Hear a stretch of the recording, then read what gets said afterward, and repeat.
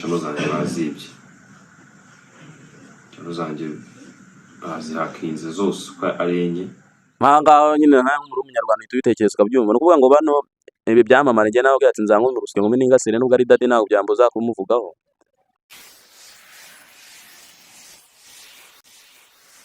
Yes, tongeye ndabasuje mwe mukurikiranye na channel ya Soso TV show. Nge mwumva ni Nyaga mbere ya kamera muri murabona Soso. Bibutsa ngo hano turi ni kuri Fumbwe Culture Bar hano Nyagasambu. Aha neza wasohokerawe n'umuryango wewe n'umusheri ndetse n'abandi bantu bose bafite amanama ibiki byose mukasohokera mukaganirira n'ahantu hari icyo kurya kimeze neza mu moko yose. Undi mukire hano dushaka kwamamariza n'umukire bita Richard Furniture, n'umukire nguyu ufite ibintu bikora intebe, tubati n'ibitanda n'amagariderobe byose ku giciro gitoya. Mwamamagara kuri nimero kuri 0785668955 akabagezaho ibintu biryoshye kandi bimeze neza, kuvuga biryoheye ijisho. Sasa ndakwakiriye. Urakoze ngo umukire ngo ninde? Moro Imana bane nawe. Abane na. Umukire ngo ninde mara? Bamwita Richard Furniture. Nase wowe yaje. Richard ni umukire wadukore subscribe ejo bundi aravuga ati nanjye mugiye ngo mukomba kunkorera mu mirya. Noneho nukwishura. Kuko rongo ni manguhe. Maze kwicara ugatengama. N'umukire bita Richard Furniture rwose afite intebe nziza, ni wabandi ushobora gukora intebe ni waba uri mu Buganda akaze kugezaho transport rwose itariho. Ngaho mujye guhaha. Nabonye rwose ufite n'intebe zimeze nk'abanza baziguriye kwa Richard. Sibwo si Richard wazimuhaye. Zirane rwose. Sose banza dubundi duha makuru. Kaza kugana n'umuntu ufite ikibazo. Akorera ngaha ugeze ku kinamba cya mbere bita Gisozi. Amamagana kuri izo nimero kuri WhatsApp bose abariho arabageraho neza cyane amakuru yandi uguma yasa kuri nimero. Ikintu cya mbere n'amakuru ngo mbahaye amakuru. Sibyo? Soso ngo bimeze bite? Bisawa. Komo no munsi ukonje bimeze. Rero soso ntabwo turi gukora ibintu bikunda. Hari himbeho mwana imbe bimeze nabi. Katubona wifubitse ngo twe turi nyuma katutifubitse. Se namwe ahantu mutuye mwebwe mudukurikiye imvura yaguye. Nese ahantu hose mino minsi imvura imira. Muri comment. Ariko njye mfite amakuru meza.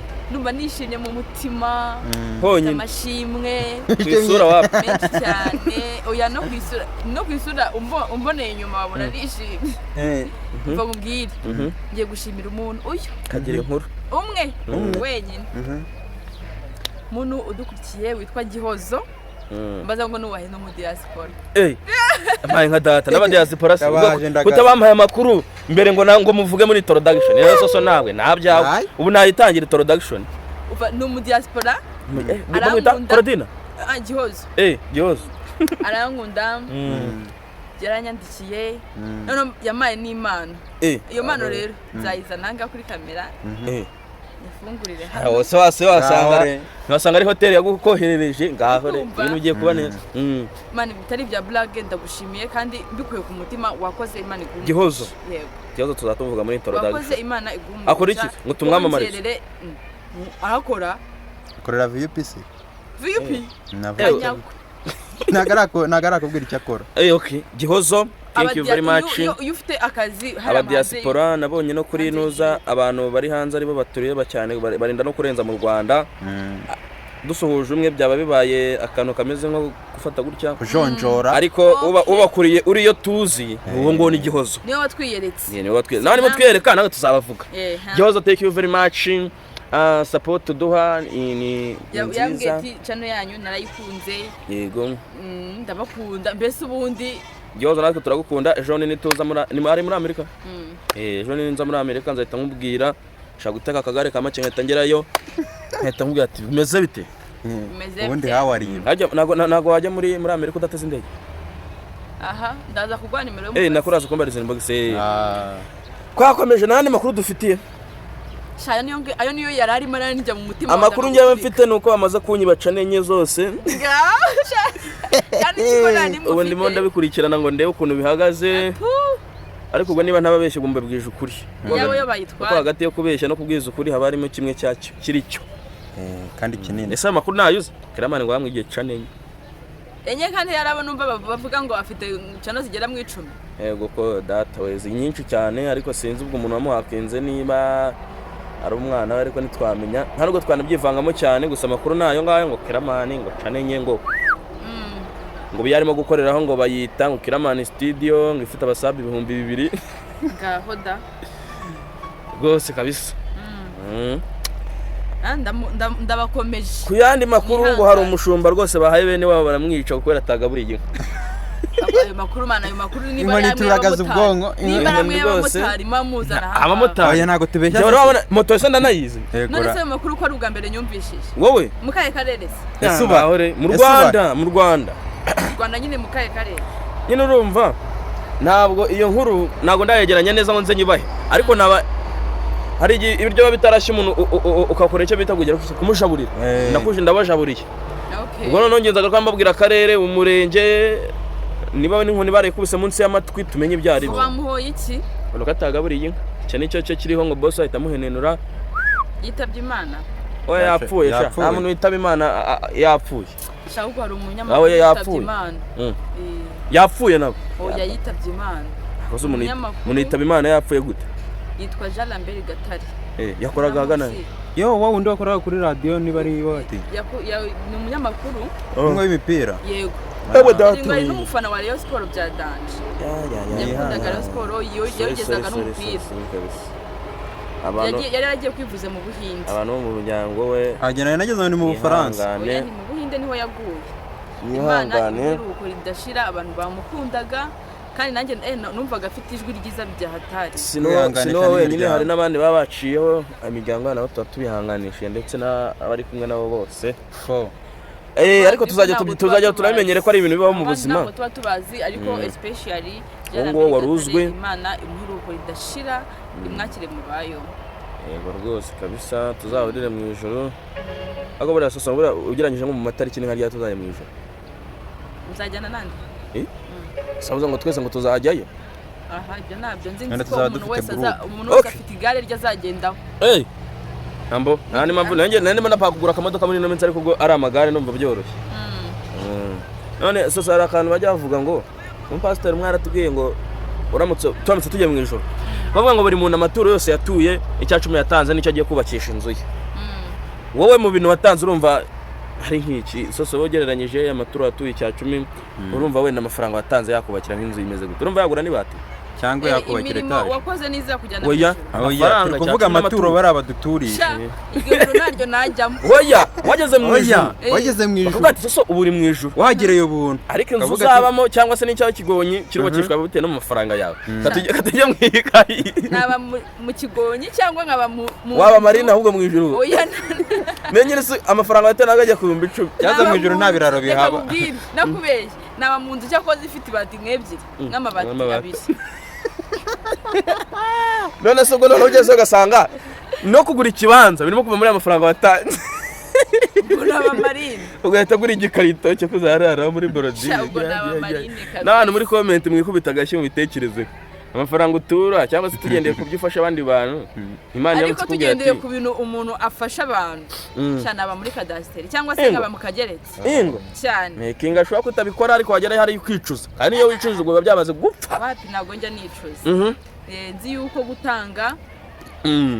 gutanga bihesha umugisha rero uwo mugisha ushaho ndawukorera pe batwizere ko uzaba muri etaje ariko hanga imvura irimo kugwa sinzi nimba mutarimo murabyo aravuga ati bakora twe twimuke ngende ndimo ndanyagira makeup zaziri gupfa turagarutse akavura karahise hano twe twugamye hano nisanzwe n'ubu tuba turi muri bare tuba turana twagiye gukora ibiganiro basakaye niki ariko ubu turagarutse noneho ikiganiro tugiye kukiva imuzi tubahereza amakuru ya ni nani uramazi ninde ni The Ben ataheze amakuru ya Keramana arambuye tubahereze buri kimwe cyose tubabwire ubungu twamaze kumenya itariki y'Imana izagarukira ku isi fata agapapuro mwicare mwandike none tariki mutazazibagirwa yego soso yes kuri aka kanya mu gihe umaze ufunguye cano wakira ka SMS kakubwira ngo mu gitondo nimeruka byakubabaza byagushimisha oya byambabaza kahore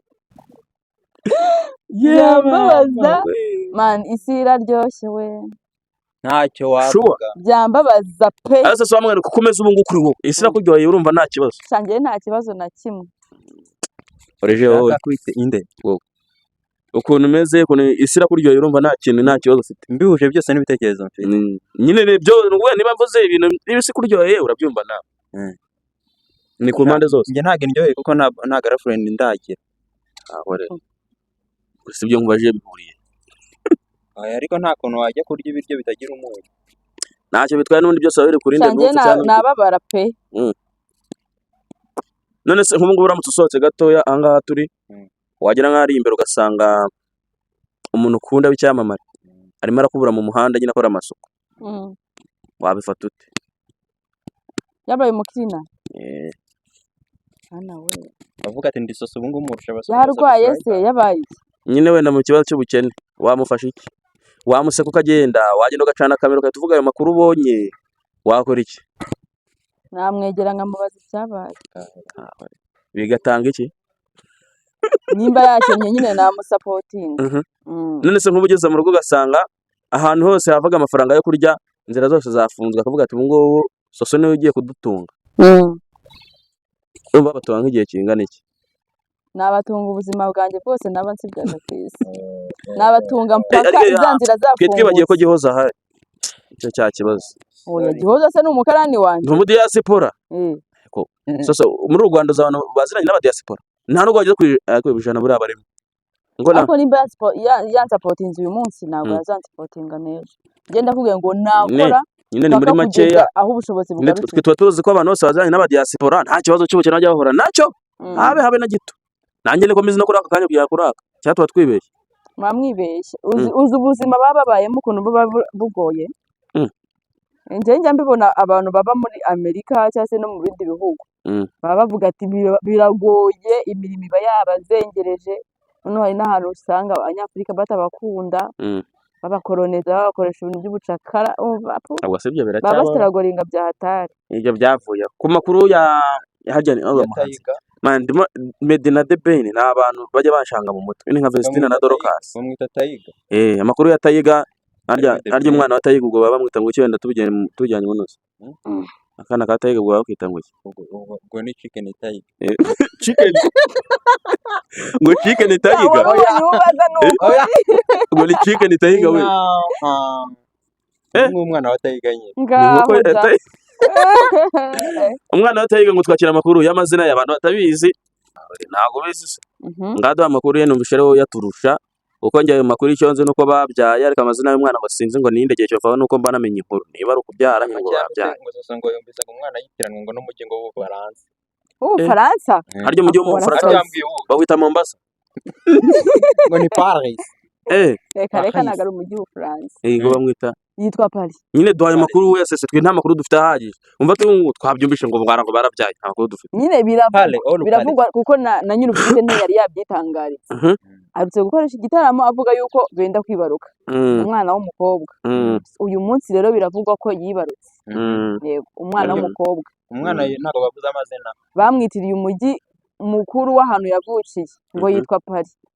twakomeje kuri Kiramani yamwita Kigali yamwita Paris yamwita Amerikani yamwita nde ntacyo biri kukwinjiriza. yaravuze ngo akurikije ukuntu bagiye muri kiriya gihugu nyine bakabakira ibihugu nyine by'Uburayi bakabakira neza niyo mpano hari yaba yarabateguriye. oya tubave tudavaho tunacumuye twigire kuri Kiramani twigire kwa Dadi ibintu bikomeje gutuga ikamba amayi nka dada kugeza kuri ubu ngo acane enye zose rwose ngo bazihakinze bazijyanye. amakuru ariho ngo nuko ngo ushobora gufata nk'iminsi 5 cyangwa se bikanarengaho kugira ngo izo cano bazigeraho kugeza kuri ubu ngubu ibyo mwabonaga byose mukaba mutazongera kubibona vuba aha ngaha ngo akaba ari agacano ngo arimo aranyuzaho ngo niko mugiye ngo kubanza kuzamura kabanza kakinjiza ngo nyuma izo cano akazigarura. niko gahunda zese niko gahunda zese ku maso yanjye no mu bitekerezo byanjye. ahangaha Kiramani nawe yabyisobanuye mu minota 2 n'amasegonda ngaho ariko twe ntabwo dushaka gushyiraho ibintu byinshi cyane kadushyiraho kamwe wenda kumva abantu wenda bari bavuga bati amakuru tuyafatiye ngira ngo n'ubu tuvugana cano zanjye bazibye cano zanjye bazihakinze zose uko ari enye gusa turi kubikurikirana nyine bambwiye ko Kiramani kumfasha bambwiye ko ushobora gufata iminsi 5 ubwo iminsi 5 mushobora kuba mutari kubona ari ikintu kimwe na uploading n'ubwo ni igihombo gikomeye cyane iminsi 5 ari nyinshi kuri channel 3 nyine ugomba gushiraho video buri munsi urumva ni hafi video 15 zose zakomeje kwinjiza amafaranga zigiye guhomba cyangwa se veni bitewe nuko nabwo nsohora na kabiri izo video ni nyinshi. So rero muri iyo minsi wenda nta n'umuntu arabyizeye ko iminsi 5 ishobora gushira wenda bikagaruka umuntu abaye mfunguye kandi gacamo gashyashya kuba muri ku nimba ndi busenze n'icyo ndibona ko pe nimba ndi bushisheho sindi buri byo ndi bucisheho basi mupfe ngayo nguko kuko Iramani yivugiye bati channel yanjye zanyu barazakinze uko arenye ati sinzi niba zizagaruka cyangwa zitazagaruka ati kinga channel mbahaye ngiye bita Iramani studio kinga arayibahaye ati ni tujye kuba tuzamura hanyuma mara kuzamuka tugahita tuzigarura mpanga nyine nta muri umunyarwanda tubitekereza ukabyumva no kuvuga ngo bano ibi byamamara njye nawe ati nzankumuruswe ngo ningasire nubwo ari dadi nawe byambuza kumuvugaho kuvuga ngo barimo barakoresha kata zigiye zitandukanye nta kuntu nambwira ngo channel enye zose zige ngo hasigaye iyo ngiyo yahise creating mu minute ngake bigize WhatsApp ibihumbi bingahe ngo hanyuma ngo zizagaruka ngo na gutya izi ni ngiye ku ruhande rwanjye ni nkakatazo zo kugira ngo azamure indi channel nabyo ni plank yego ni kwava ngo ni plank ariko ni kata abo ni politike yo kuzamura channel ase kumugani channel enye bazitwaye gute tubyo bintu wenda n'umuntu wabazi hakinzo hano mufasha bahita banamukura no mu buzima bwo kuno hakinga cyane nyari gusa ntabwo twe turanga kujya tujye tubaha amakuru mufate ku mpande zose ino channel no kujya muze mufata ku mpande zose mugafate ngo channel bazibye mwese ngo muhite mugenda mu rumwiro ngo kuri channel bazibye ariko biramutse ari byo koko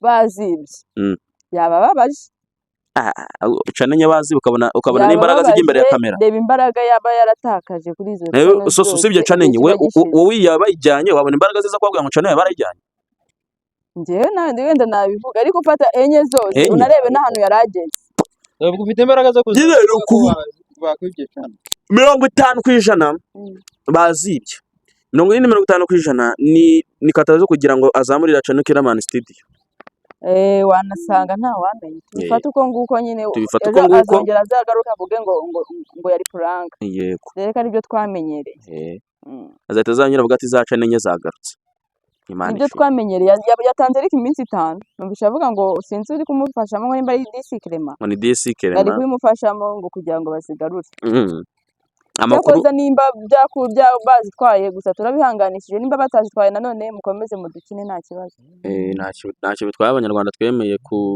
kureba ariko nanone tuzaduhitamo ibidufasha ikiganiro twagisoreza ngaso ngayo nguko sezera abanyarwanda tubibutsa ko kuri Soso TV show ariho basanga amakuru yizewe tukata tunabwira ko nanga kuri Funga Culture Bar ariho wasohokera n'umuryango wawe n'abana bawe bagize anniversaire ibirori bitandukanye byose mwava hano kuri Nyagasambu Culture Bar mukasohokera nanone niba ufite ubukwe usaje kubaka inzu ugiye gushaka intebe muri saramanje intebe zo mu ruganiro byose ni muri Richard Furniture bakagufasha nimero twazibahaye Soso sezera abanyarwanda twitayire nako tujya kwakora ikindi kiganiro sezera abanyarwanda kigingi tugisoza mwakoze kudukurikira turabakunda cyane bye